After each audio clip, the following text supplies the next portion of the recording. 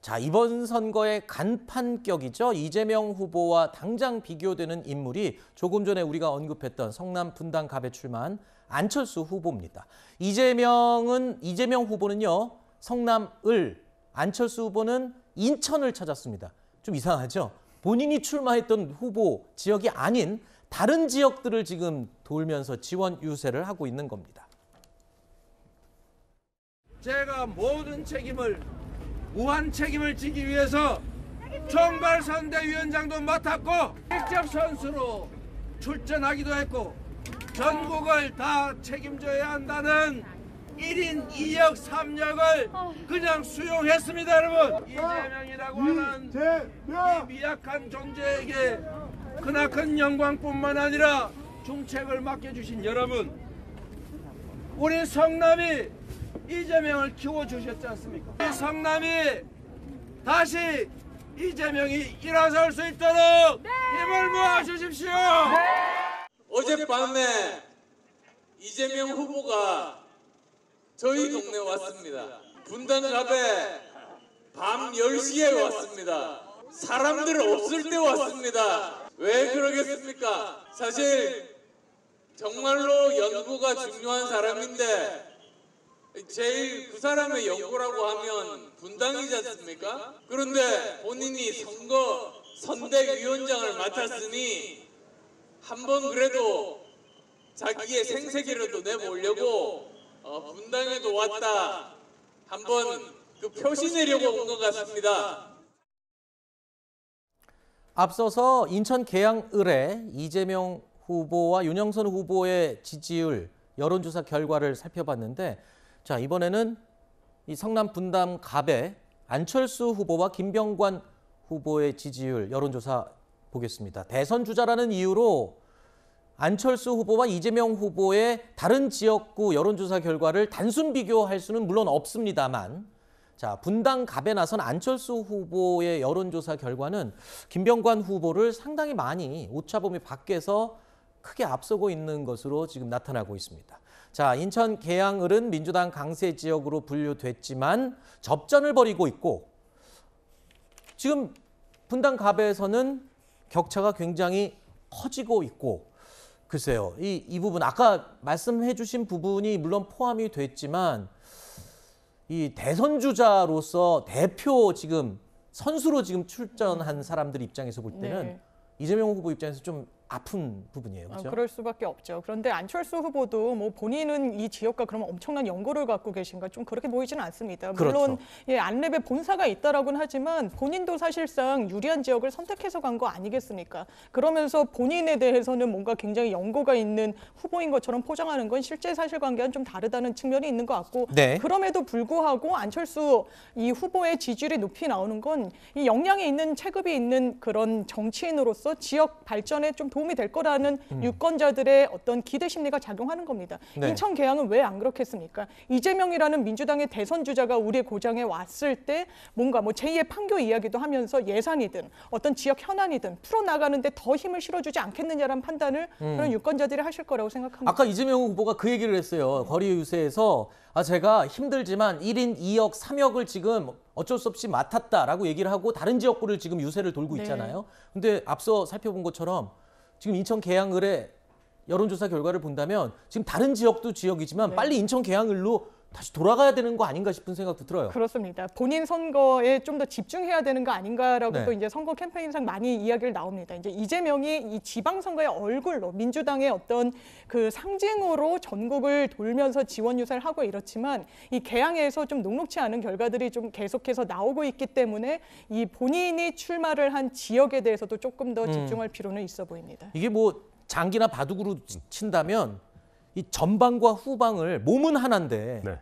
다 신경 써야 되는 그런 상황이잖아요. 이재명 후보 입장에서는. 그렇죠. 뭐 마치 이제 우리 본진이 막 불타고 있는 그런 상황이기 때문에 이제 다른 곳보다는 본진에 일단 불을 끄셔야 되는 뭐 지금 상황으로 보이고요.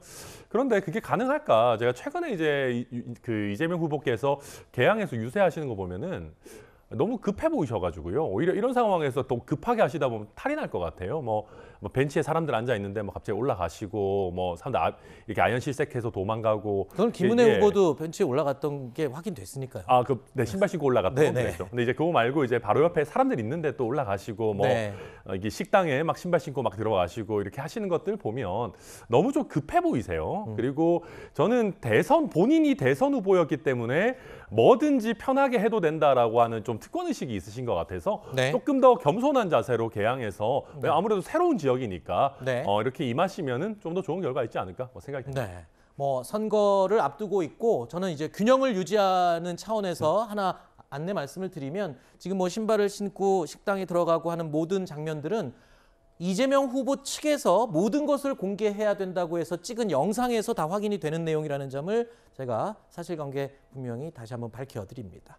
자, 지금의 접전 양상을 이재명 후보는 그러면 어떻게 해석하고 있을까요? 오늘 아침 라디오 프로그램에 출연해서 이런 말을 했습니다. 최근에 주말께 발표된 여론조사를 보면 윤영선 후보의 지지율 격차가 매우 적거나 심지어는 어떤 조사는 오차 범위 내에서 역전도 있습니다. 어떻게 평가하십니까? 조사 결과는 존중해야죠. 존중해야 되고 최근에 이제 민주당 지지율이 급락하면서 우리 후보들 전체적으로 어려움을 겪고 있는데 뭐 저라고 예외는 아닌 것 같습니다. 자, 이재명 후보도 최근에 민주당 지지율이 급락했다라고 직접 언급을 했습니다. 오늘 아침에 나온 리얼미터 여론조사 결과를 보겠습니다. 그렇다면 국민의힘 지지도는 어떻게 나타났을까요? 보신 것처럼 50.1%가 나타났습니다. 이재명 후보는 민주당 지지율이 급락하면서 전체적으로 민주당 후보들이 고전을 하고 있다. 그리고 본인도 예외가 아니다라고 말을 했습니다. 단순히 개인의 문제가 아니고 당 차원의 문제로 같이 묶어서 일단 해석을 했군요. 네, 그렇습니다. 저는 근데 이 코멘트 자체는 좀 총괄 선대위원장께서 하실 얘기인가는 조금 의문입니다. 왜냐하면 본인이 당 지지율을 견인해야 되는 그런 입장이신데 당 지지율이 떨어지는 바람에 나까지 고전하고 있다라는 것은 조금 다소 한가해 보이는 관전평처럼 들릴 수 있다라는 점 먼저 말씀드리고 싶고요.